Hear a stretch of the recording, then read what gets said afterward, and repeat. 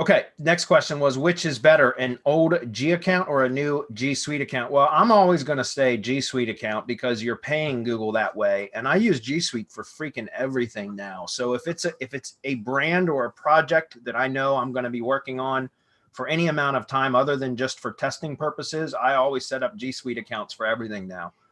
That's just my own personal preference. One thing you can do is if you have old Gmail accounts, you can set up a G Suite account through the old Gmail account. And that, I don't know if that actually adds any additional benefit or not, but I can't imagine it wouldn't. I can't imagine it hurts anything. And so, like, if you've got some old like, for example, I have a Gmail account that I'd set up for tree service stuff way back in, I think, 2012, that I just recently decided to turn that into a brand. And I created a G Suite account with that email is like when you set up a G Suite account, you need to have an email account anyways and all that, to add to the system. So I use that one. And I think, and again, I don't know this without testing, but it makes sense that it would have some inherent authority built in because it was an old account, something that I had set up in 2012 that I just now turned into a G Suite account. Now, again, I don't know that that's true, but it makes sense to do so. Do you have any input on that? Well, it's part of the entity validation, isn't it? I wrote that when I wrote the black book. I mean, we've been recommending go G Suite, go pay Google, or pay Google for extra drive space, get that credit card on file, get your stuff in the database. So now you're a real thing on the web rather than someone trying to game Google. You're still trying to game Google, but you're going the extra step, which most people won't do. And you go pay for ads for branding. Bradley put out a great course. Ads, right? How to run ads for branding purposes. So again, you're going a step further, validating your entity. This is all talked about. How old is the black book? About 4 years old. It's all in there.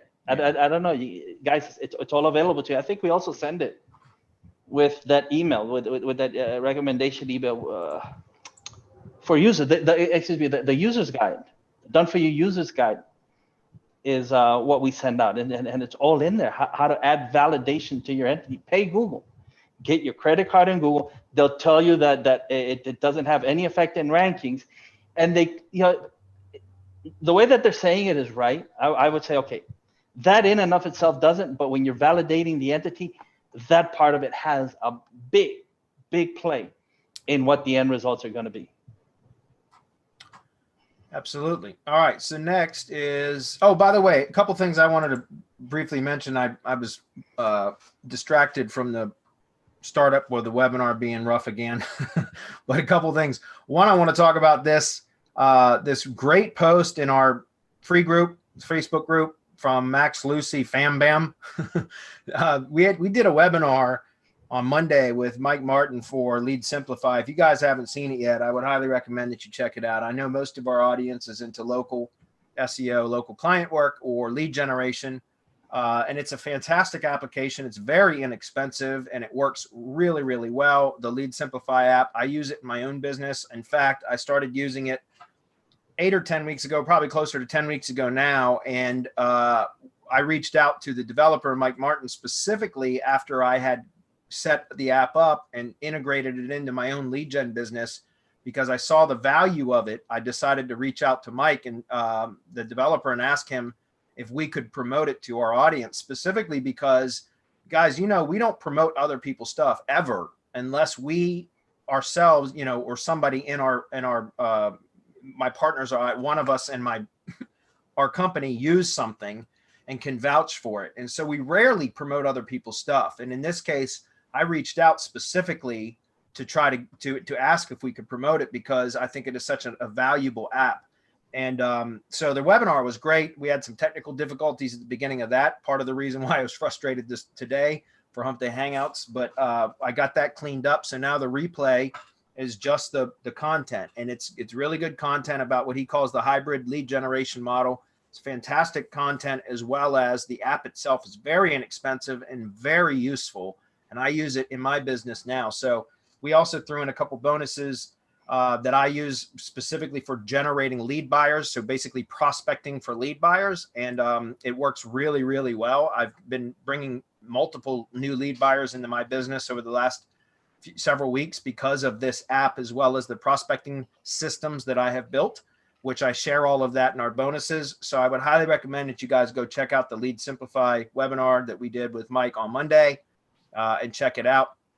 Also, I just wanted to give a shout out to Max Lucy Fam Bam for this great post that they posted about watching that webinar and becoming inspired because of some, basically having some issues with clients. Client work can be very frustrating, guys. And I've said that over the years. There's certainly ups and downs with client work, but I really have decided that, I don't want to work with take on any new clients. I just want to work on building my lead gen business, and for several of the reasons that was mentioned in this post here as well. So I just wanted to kind of point that out and give a shout out to Max Lucy for posting such a thoughtful and thorough posting here. And we're excited to see you. We're excited to see you excited, and I think you're on the right track. Build your own assets instead of others. Now, don't get me wrong, guys. If you got to do client work to make money, do it. But at the same time, instead of always building other people's businesses, budget some time and some money to start building your own assets too, so that you can gain more control over your revenue, right, and your future. Clients can fire you at any moment, right? They could stop paying you. They could go find the bargain basement $99 a month SEO from India or wherever, and fire you in a heartbeat. And what are you going to do? One of the things in our mastermind is we've had people that have come in that have had, perhaps one or two clients that provide 90% of their income.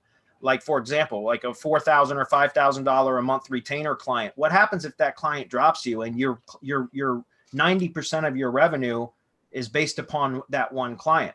Does that make sense? Or just a couple of clients, and then you lose one of them, and now you've cut your revenue in half or a third or whatever. My point is, start thinking of ways to generate your own assets so that you have more control over your revenue and your future.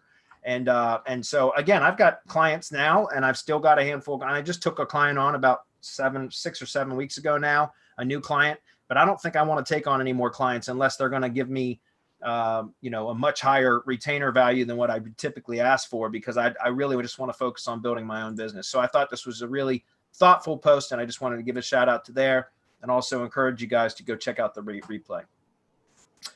All right. Any comments on that before I move on, guys? Nah, perfect.